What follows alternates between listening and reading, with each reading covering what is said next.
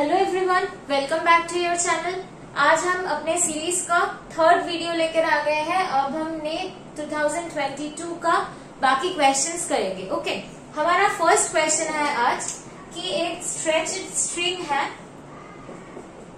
Stretched string में जो wave पास करते हैं वो ट्रांसवर्स वेव है, और ये ट्रांसवर्स वेव का जो टेंशन था वो पहले था suppose T, that was the initial tension.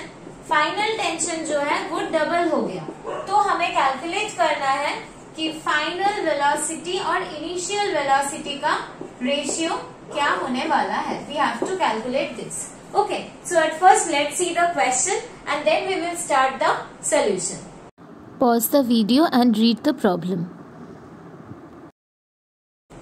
So let's start the solution. हमें पता है ट्रांसवर्स वेव जब ये स्ट्रेचड स्ट्रिंग में से जाती है तो उसका वेलोसिटी का फॉर्मूला होता है √T/μ। This one is mass, represent mass, and this one represent tension of the string, right? And ये है वेलोसिटी। सो पहले इनिशियल टेंशन था कैपिटल T, और फाइनल जो टेंशन है वो इनिशियल के डबल हो चुका है। ओके, तो हमें निकालना है कि फाइनल और इनिशियल वेलोसिटी क्या है। सो हमारा जो final velocity, at first we will calculate the initial velocity. हमारा जो इनिशियल वेलोसिटी है वो होगा T/μ, क्योंकि इनिशियल टेंशन T है और म्यू विल नॉट चेंज, मास का कोई चेंज यहाँ पर हो नहीं रहा है तो म्यू सेम ही रहेगा। और फाइनल वेलोसिटी होगा √T फाइनल। फाइनल T कितना है? Double of the initial value, right?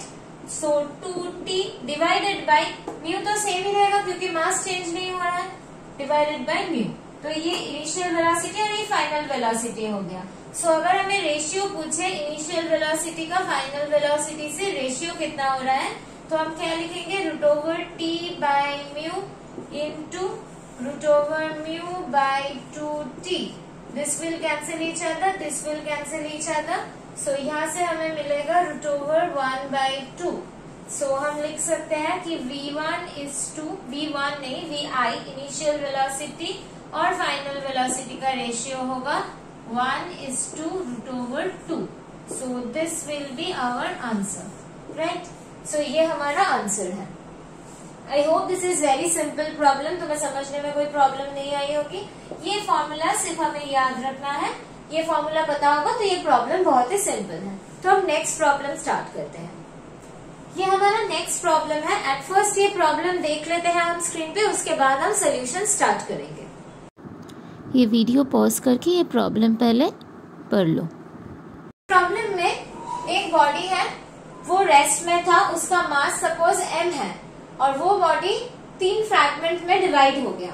एक का मास सपोज m1 है, एक m2 है, एक m3 है, और ये जो 3 फ्रैगमेंट्स में वो डिवाइड हो चुका है उस फ्रैगमेंट्स का मास रेशियो है 2:2:1। ओके, सो हम इसको m1, m2, m3 नाम दे चुके हैं और इसका रेशियो होगा m1:m2:m3 इक्वल्स टू 2:2:1। ओके, और जो 2 फ्रैगमेंट्स है उसका देखो मास सेम है 2:2। इन दोनों का मास एक्चुअली सेम है, तो ये जो 2 फ्रैगमेंट है जिनका मास सेम है वो 2 एक्चुअली म्यूचुअली परपेंडिकुलर डायरेक्शन में जा रहे हैं विथ वेलोसिटी v।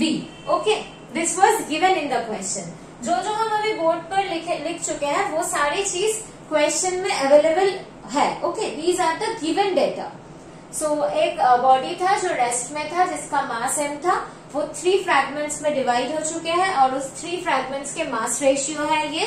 इनमें से 2 बॉडी के मास सेम है और वो 2 बॉडी म्यूचुअली परपेंडिकुलर डायरेक्शन में जा रहे हैं विद वेलोसिटी v। ये सारी चीज बताया चुका है, तो हम इसको 3 नाम दे चुके हैं m1, m2, m3।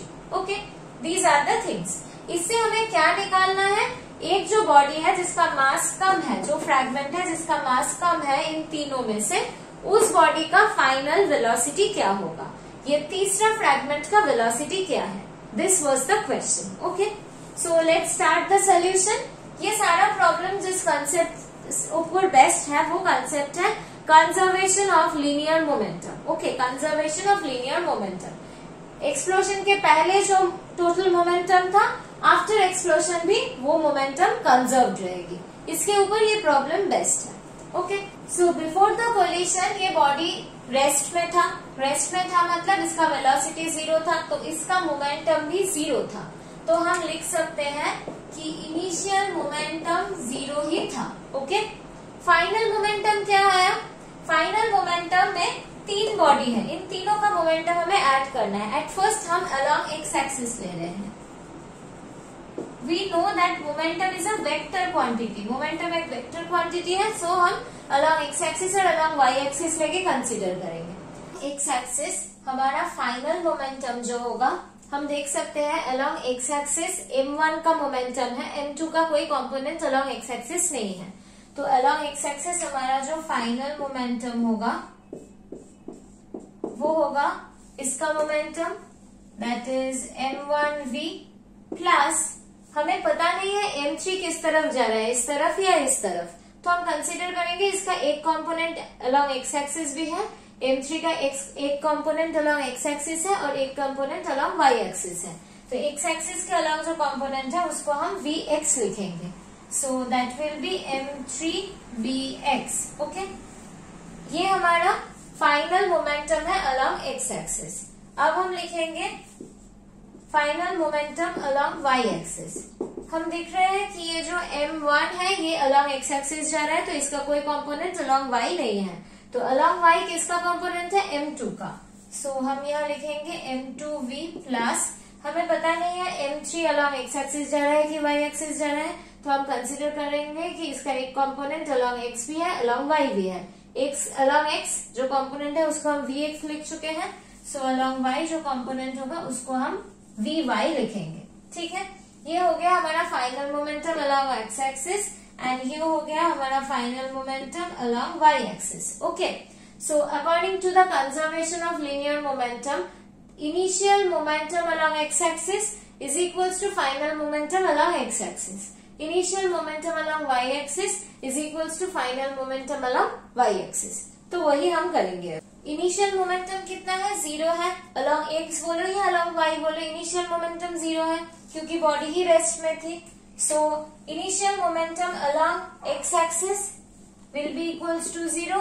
Final initial momentum along Y axis will be equals to 0। So we know this कि pxf is equals to pxi और pxi का वैल्यू कितना है? 0 है। pxi मतलब initial momentum along X axis वो 0 है, और we know that pyf that means final momentum along Y axis is equals to final initial momentum along Y axis. Initial momentum along Y axis कितना है? वो भी 0 है। So we can write this. अब इसको हम ऐसे लिख सकते हैं, m1 को हम लिख सकते हैं m1 m2 m3 का रेशियो है 2:2:1। So according to the ratio हम m1 को लिख सकते हैं 2x, m2 को लिख सकते हैं 2x और m3 को लिखेंगे 1x। Okay, now we will put this value in this equation. ये सारे वैल्यू हम इस इक्वेशन में पुट करेंगे। m1 की जगह हम लिखेंगे 2x plus v into v plus m3 की जगह हम लिखेंगे x vx is equals to 0। सो यहाँ से हम क्या लिखेंगे?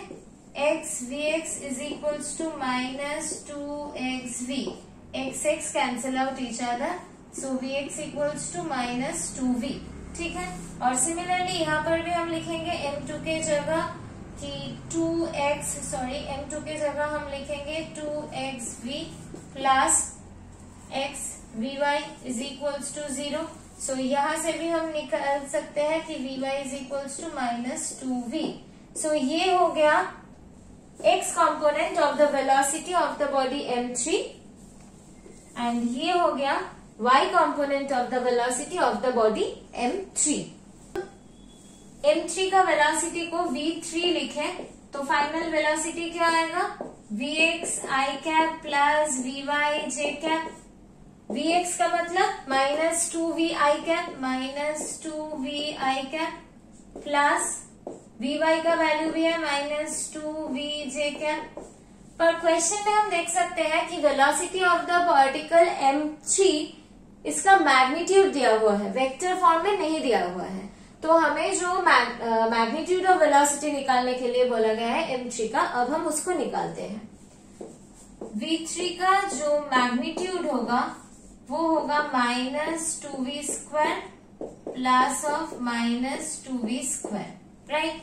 तो इसको हम कैलकुलेट करते हैं, वहां पर स्पेस नहीं है तो यहाँ कैलकुलेट कर रहे हैं।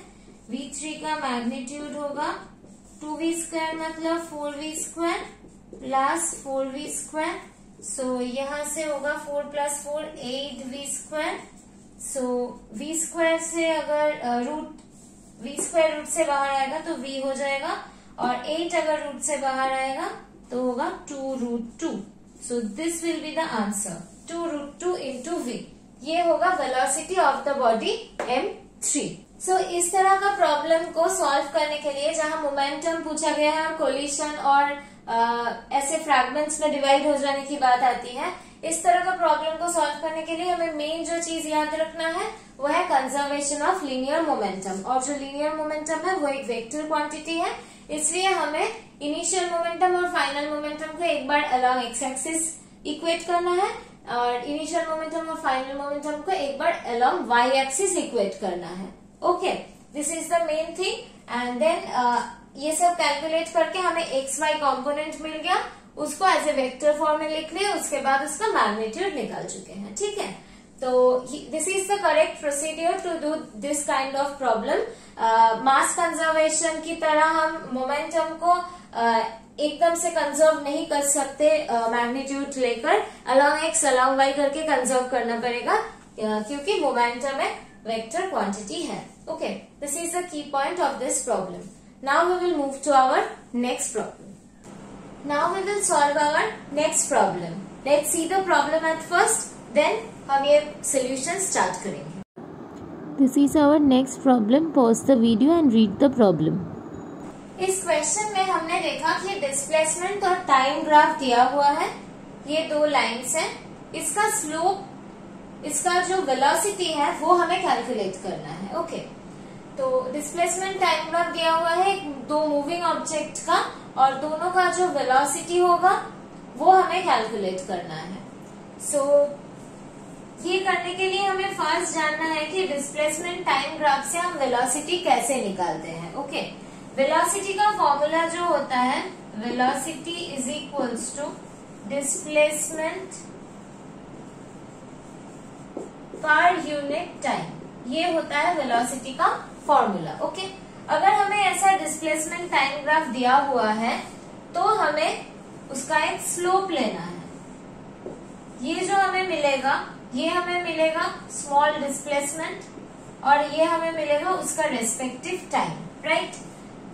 हमें पता है कि वेलोसिटी होता है डिस्प्लेसमेंट बाय टाइम, तो इस ग्राफ से जो स्ट्रेट लाइन है इसका अगर हम स्लोप निकाल लें, that is equals to del d by del t, तो हमें मिल जाएगा उसका वेलोसिटी। This is the main funda that we can calculate velocity from the displacement time graph by calculating the slope of the straight line. Okay, एक displacement time graph अगर straight line है तो उसका अगर हम स्लोप निकालते हैं, उसका मतलब वो स्लोप ही उसका वेलोसिटी है। ओके, सो स्लोप का फॉर्मूला क्या होता है, कोई भी स्ट्रेट लाइन हो, सपोज ये हमारा स्ट्रेट लाइन है, तो इसका स्लोप का फॉर्मूला होता है del y by del x, और हम लिख सकते हैं that is equals to tan theta, where theta is the angle between the straight line and positive x axis. Okay, तो हमारा ये फर्स्ट बॉडी है और हमारा ये सेकेंड बॉडी है। ओके, एट फर्स्ट बॉडी जो है उसके लिए हम वेलोसिटी निकालेंगे, तो फर्स्ट वेलोसिटी कितना होगा, slope of this first line.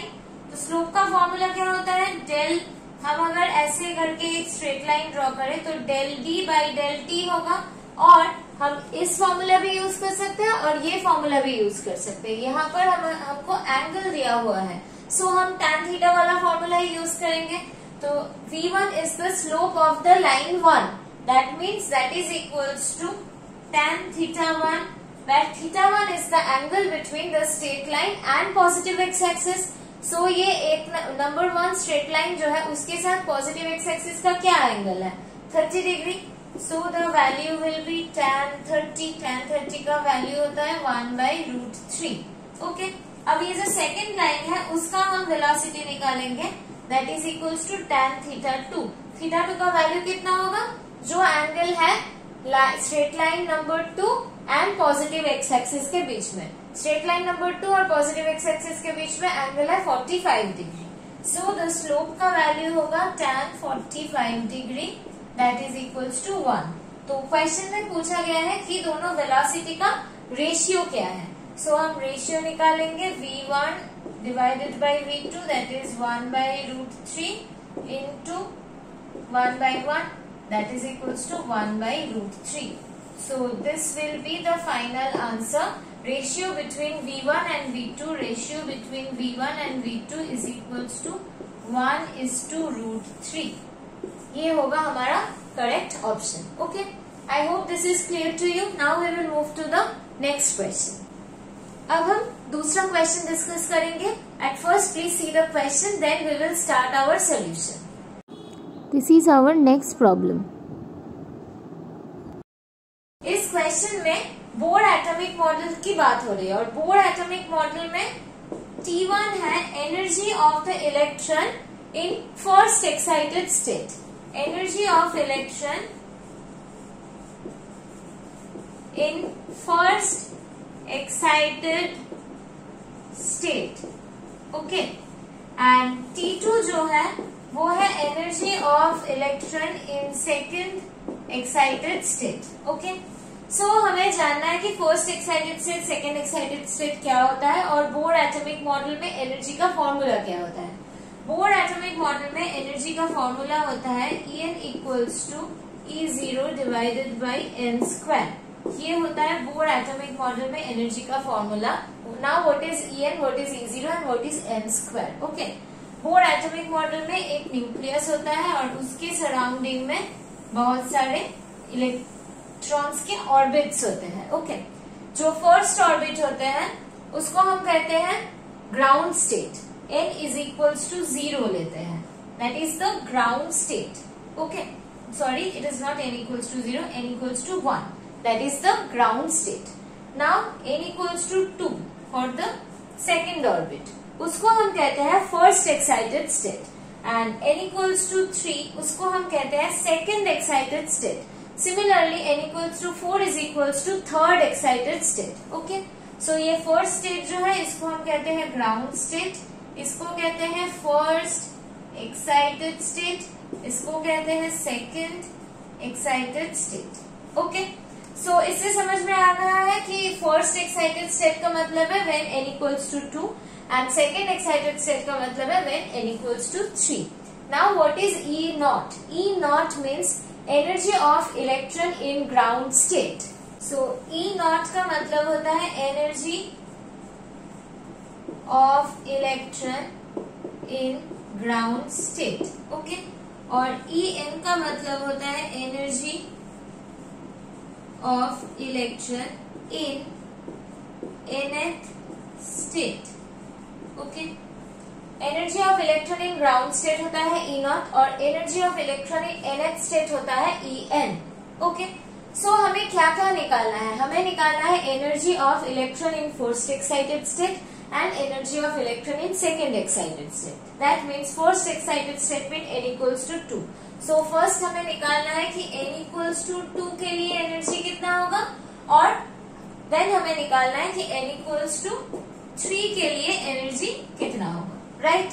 So what is T1? That is the energy for n equals to 2. So we will write this as E2. E2 is equals to होगा E0 divided by 2², right? So this will be equals to E0 by 4. Now we will calculate T2.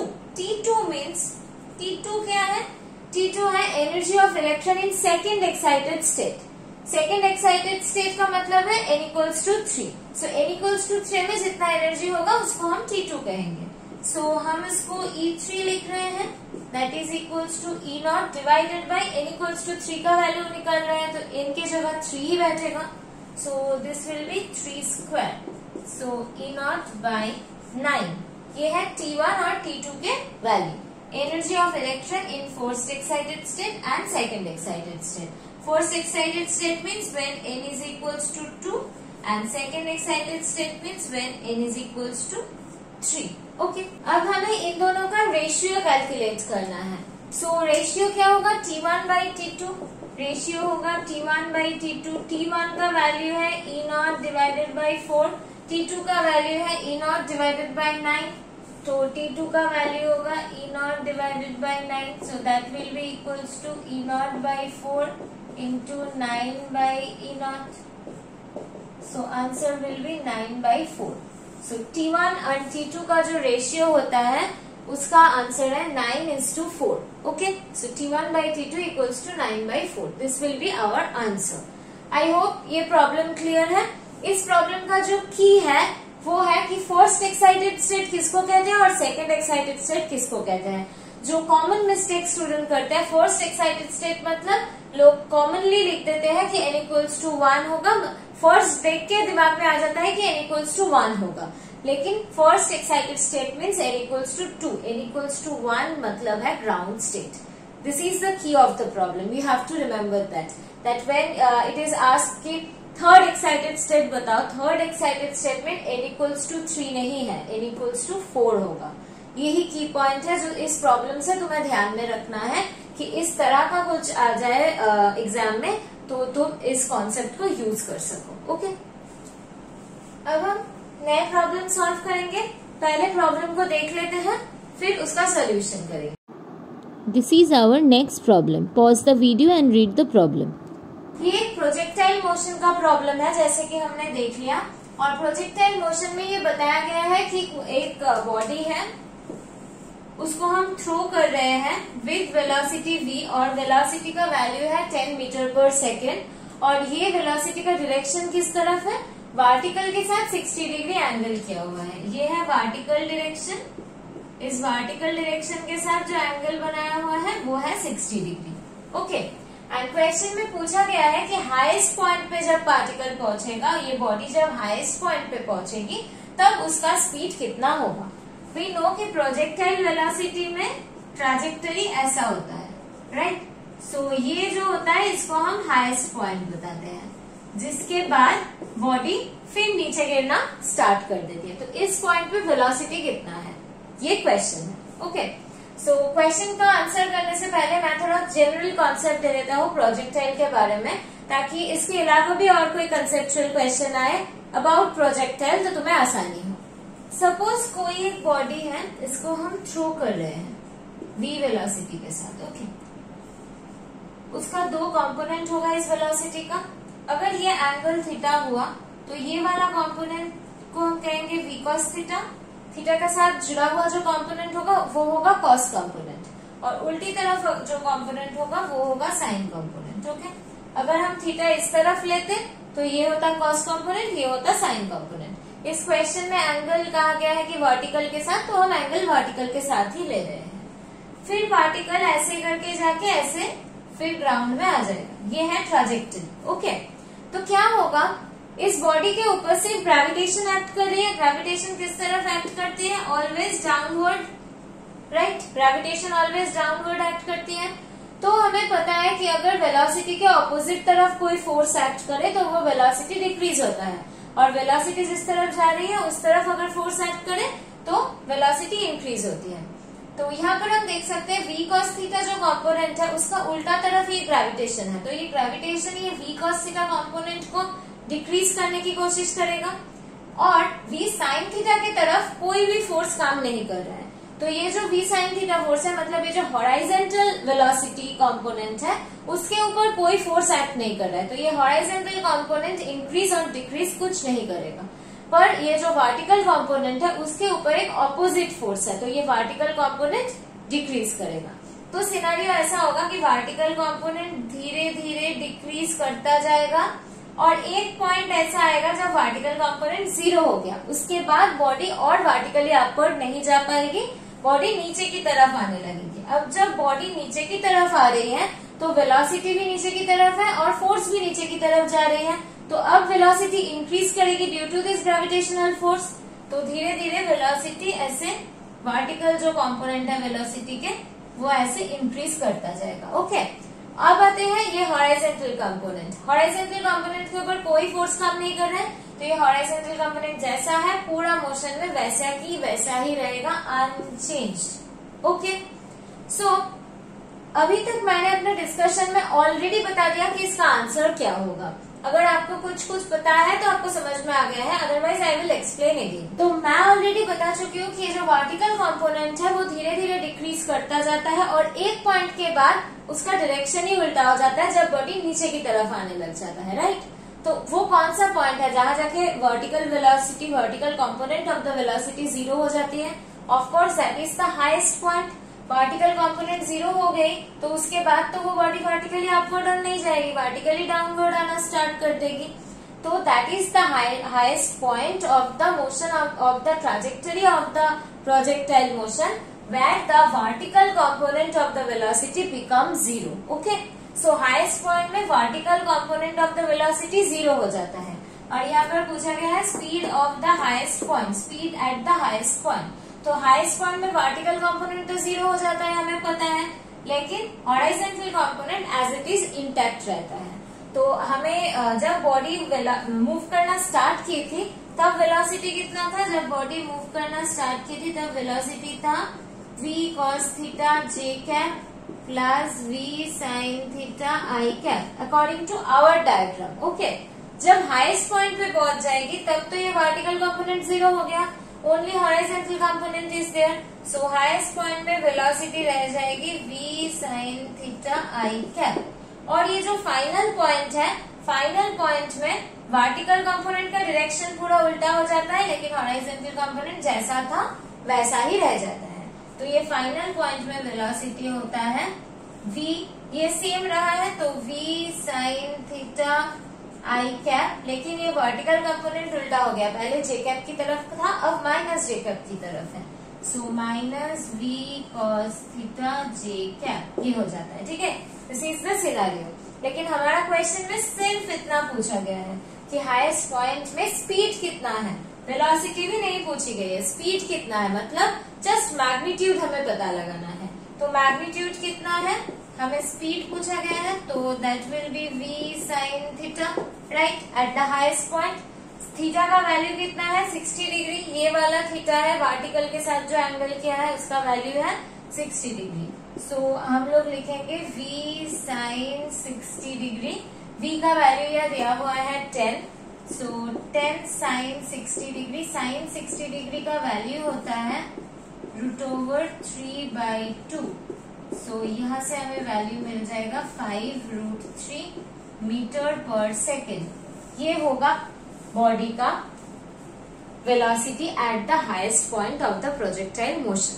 इस question में क्या typical चीज है जो student गलतियां करते हैं? हमारे बुक्स में जो प्रोजेक्टाइल मोशन है वो जनरली एंगल थीटा ये हॉरिजॉन्टल के साथ बनाती है। अगर आप बुक में पढ़े हो टेक्स्ट बुक्स में तो आपको पता है कि प्रोजेक्टाइल मोशन जब हमको पढ़ाया जाता है तो generally velocity v makes an angle theta with the horizontal, ये पढ़ाया जाता है। तो इस क्वेश्चन में इसको थोड़ा चेंज कर दिया है, हॉरिजॉन्टल के साथ जो एंगल बना रहा है वो मेंशन नहीं किया है। हॉरिजॉन्टल के साथ कितना एंगल बन रहा है? ये टोटल एंगल 90 है, ये 60 है, तो हॉरिजॉन्टल के साथ ये एंगल होगा 30। अगर ये क्वेश्चन सिंपली बता देता कि हॉरिजॉन्टल के साथ और ग्राउंड के साथ ये 30 डिग्री एंगल कर रहा है वेलोसिटी, तो वो बुक जैसा हो जाता। वो वहां पर एक ट्विस्ट दिया गया है, एंगल को हॉरिजॉन्टल के साथ नहीं मेंशन करके वर्टिकल के साथ मेंशन कर दिया है, इसलिए साइन और कॉस कंपोनेंट उल्टा हो गया इस प्रॉब्लम में। ये कंफ्यूजन की जगह हो सकती है स्टूडेंट के लिए। और दूसरा कंफ्यूजन, जब हम स्ट्रेट कोई बॉडी को थ्रो करते हैं और वो ऊपर से गिरता है तो हाईएस्ट पॉइंट में वेलोसिटी 0 हो जाता है, लेकिन प्रोजेक्टाइल में वर्टिकल और हॉरिजॉन्टल दोनों कंपोनेंट है, वर्टिकल 0 हो जाता है लेकिन हॉरिजॉन्टल कंपोनेंट रह जाता है। This is the second thing जो स्टूडेंट मिस्टेक कर सकते हैं। मैं जब भी कोई प्रॉब्लम डिस्कस कर रही हूँ तो प्रॉब्लम डिस्कस करने के बाद बता रही हूँ कि इस प्रॉब्लम में खास क्या बात है, क्या कंफ्यूजन की जगह हो सकती है और क्या गलतियां स्टूडेंट कर सकते हैं, वो सोचकर एग्जामिनर ने ये क्वेश्चन बनाया है। ओके, इस पॉइंट्स को अपने दिमाग में रखो कि क्या क्या गलतियों की पॉइंट्स हो सकती है और क्या क्या ट्विस्ट दिया गया है। ओके, क्वेश्चंस बहुत ज्यादा डिफिकल्ट नहीं है, आउट ऑफ सिलेबस भी नहीं है, तुमको पता है सारी चीज, लेकिन ऐसा क्वेश्चन दिया गया है जो तुम जिसके थ्रू ये पता चल सके कि तुम याद करके कर रहे हो, मेमोराइज करके कर रहे हो और तुम सब कुछ समझ के कर रहे हो। अगर तुम्हें प्रोजेक्टाइल के डेरिवेशंस में पता है कि एंगल यहाँ पर थीटा था बुक में, सो ये कॉस कंपोनेंट था, ये साइन कंपोनेंट था। अब एंगल यहाँ थीटा है तो ये कॉस होगा, ये साइन होगा। अगर तुम्हें ये सारी चीज पता है, तुम अच्छे से थ्योरी को समझ चुके हो, तो तुम्हें ये ट्विस्ट आसानी से समझ में आ जाएगा। अगर तुम सिर्फ मेमोराइज कर रहे हो तो तुम्हें लगेगा कि हॉरिजॉन्टल कंपोनेंट ही हर वक्त कॉस कंपोनेंट होते हैं और वर्टिकल कंपोनेंट हर वक्त साइन कंपोनेंट होते हैं, बट ये प्रॉब्लम टू प्रॉब्लम वैरी कर जाता है, राइट।